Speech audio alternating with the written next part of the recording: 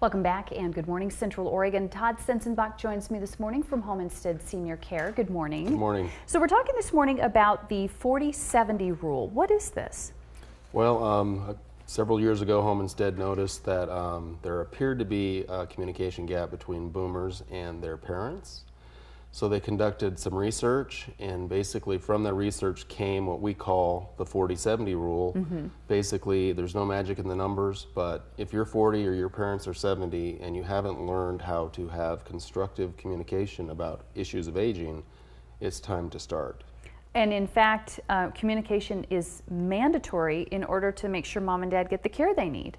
Yeah, if you think about it, I mean, if you don't learn how to do this, and mom and dad stay independent and they get in their 80s or 90s, pretty soon there might be crisis-driven communication. Right. You know, mom breaks her hip and then you have to get involved, or dad wrecks the car and you have to get involved. So, yeah, so it's definitely something that's mandatory. Yeah, and we've talked about that before. Roadblocks that were found.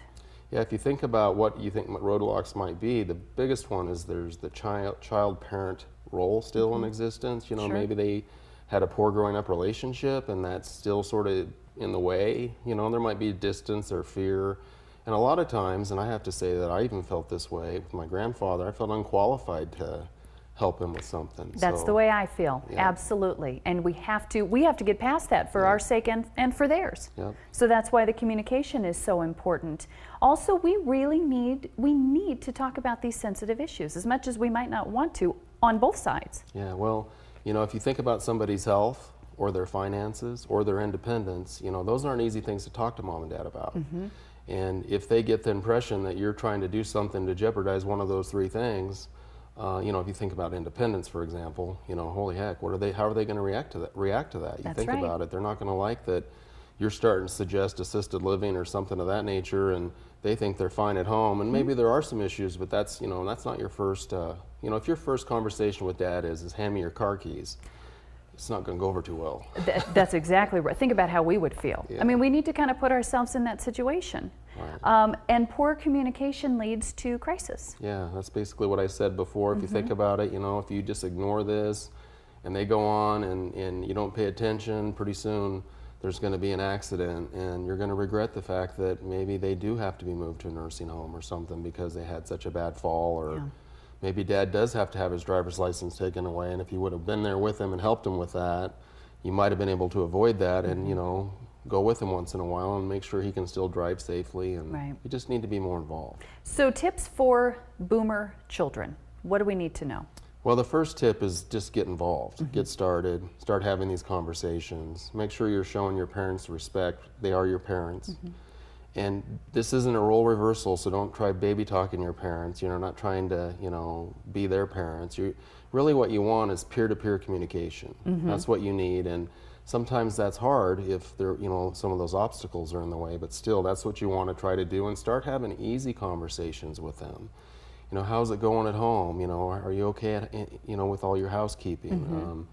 Those types of conversations instead. You know, maybe we should consider not having the car anymore. I mean, those types of things those want to be your first conversation. Yeah, that's a big leap. Yeah. And using external help. There's actually a free booklet that you can provide to people that will help with this. Yeah, the screen was up there with a booklet on it, and we have those booklets. You can call our office and get one of those, or you can go to 4070talk.com, and on that website there's a PDF that you can download, and all the information is actually on the website too. So we talked about tips for the children, but what about tips for the parent? Because it really does have to be a two-way street. Yeah, they need to be assertive and be willing to stand up for themselves, you know, and pick their battles and conserve their energy. So don't make mountains out of molehills, but don't let molehills, or don't make molehills out of mountains. Yeah, whatever that, however. Right, I get you. So anyway, they need to make sure that they optimize their energy. So if they're a morning person, have these conversations in the morning, and they shouldn't do these things when they're tired. You know, we all get tired, but I think as we age, we might even get, you know, start to get more tired. Sure. So and then the last one I forgot.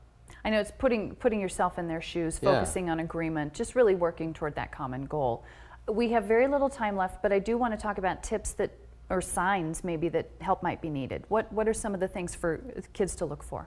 Well, just any change that's not normal.